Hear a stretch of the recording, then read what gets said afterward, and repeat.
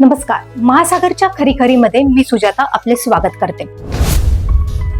आज बिहारमधील 75 लाख महिलांच्या खात्यात प्रत्येकी 10,000 रुपये जमा झालेले आहेत। गेल्या 1.5-2 वर्षाच्या कालावधीमध्ये आणि निवडणुकीच्या तोंडावर आधी मध्य प्रदेशांमध्ये लाडक्या बहिणींना प्रसन्न केले गेले। त्यानंतर महाराष्ट्रातील लाडक्या बहिणींना पात्रता आणि अपात्रता न पाहता धडाधड 4-5 महिन्यांचे 7,500 रुपये देण्यात आले। आता तोच प्रयोग बिहारमध्ये करण्यात येत आहे। बिहार नावाच्या राज्याजवळ या बहिणींना देण्यासाठी एवढे पैसे नसतीलच, म्हणून त्यांना मदत करण्यासाठी खुद्द पंतप्रधान अक्षरशः धावून आलेले आहेत। देशातील बहिणी इतक्याच लाडक्या आहेत तर इतर राज्यांच्या बहिणींनाही अशीच भेट देण्यास काय हरकत आहे? ज्या राज्यात निवडणुका आहेत त्या राज्यांना निवडणुकीच्या तोंडावर आचारसंहिता सुरू होण्यापूर्वी अशी रक्कम देण्याचा पायंडा पडला तर त्याची किंमत मोजावी लागेल, याचाही हिशेब सरकारसह सर्व सामान्यांनी केलाच पाहिजे। महाराष्ट्र त्यातल्या त्यात सधन राज्य आहे, म्हणजे अशी महाराष्ट्राची आधीपासूनच कीर्ती आहे। त्यामुळे महाराष्ट्राच्या मदतीला केंद्र धावून आलेच नव्हते, कारण महाराष्ट्राने स्वतःच्या बळावर ती रक्कम प्रदान केली। आता तो प्रवाह सुरू झाल्यापासून आपल्या सधन राज्यालाही वचनपूर्ती करताना धन वाचवण्यासाठी सधन विचार करावा लागत आहे।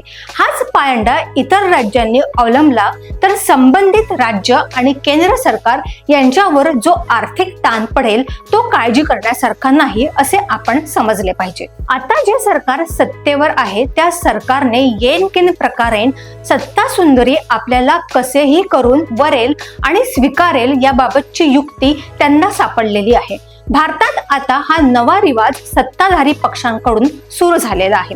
विरोधी पक्षांना केवळ आश्वासने देता येतात, दिलेली आश्वासने पाळलीच पाहिजेत असे कुठे लिहिलेले आहे? तसे तर आपल्या देशातील 80 कोटी जनतेला 5 किलो अन्नधान्य मिळते। इतर अनेक माध्यमांमधून बाकीचे फायदे मिळतात। मग पोट भरण्यासाठी आवश्यक ते सर्व मिळाल्यावर नोकरी धंदा करण्याची काय गरज आहे? आपल्या देशात बेरोजगारी आहे हे म्हणणे अक्षरशः धादांत खोटे आहे, असे आम्ही छातीठोकपणे सांगू शकतो। सामान्य जनतेला 2 वेळच्या जेवणाशिवाय इतर गरजा भागवण्यासाठी धान्याबरोबर जे धन लागते ते धन कधी राज्याच्या तर कधी केंद्राच्या कृपेने मिळाल्यावर त्यांना किती आनंद होत असेल याचे मोजमाप करणेही शक्य नाही। देशातील 60 ते 70% जनता एवढे मिळाले तरी त्यामध्ये सुखच मानते। उरलेल्या 30 ते 40% अतिश्रीमंत, गर्भश्रीमंत, नवश्रीमंत, किंचित श्रीमंत आणि लघुश्रीमंत असे 15 ते 20% लोक असतील। सरकारी नोकरीतील व इतर मोठ्या आस्थापनांमधील किंवा इतर उद्योगपतींकडे अशी मंडळी साधारणपणे 10% असेल।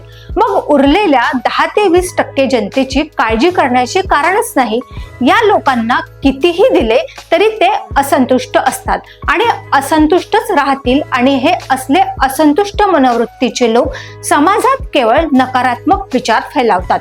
मग अशा वेळी त्याला खोडून काढण्यासाठी थोडासा खर्च केला म्हणजे सर्व समस्या आपोआपच लुप्त होतात किंवा हळूच गुप्त होतात।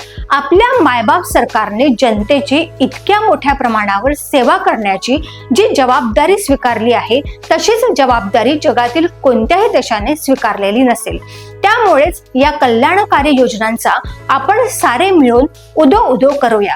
अशाच प्रकारे जनसेवा अनंत काळ करीत राहा, एवढ्या शुभेच्छा आपण आपल्या मताने सरकारला दिल्याच पाहिजेत। ज्या भगिनींना 10,000 रुपये मिळाले आहेत त्यांचे आपण सर्वांनी आपल्याच मताने जबरदस्त अभिनंदन केलेच पाहिजे। ही लोकाभिमुखता जगातील इतर देश का दाखवित नाहीत आणि हा भारताचा आदर्श आपल्या समोर का ठेवित नाहीत, हे कोडे आज तरी आम्हाला उलगडत नाही। अशाच घडामोडींसाठी बघत रहा महासागर। अजूनही तुम्ही आमच्या चॅनलला सबस्क्राईब केलं नसेल तर लगेच सबस्क्राईब करा, लाईक करा, शेअर करा आणि बघत रहा महासागर। नमस्कार।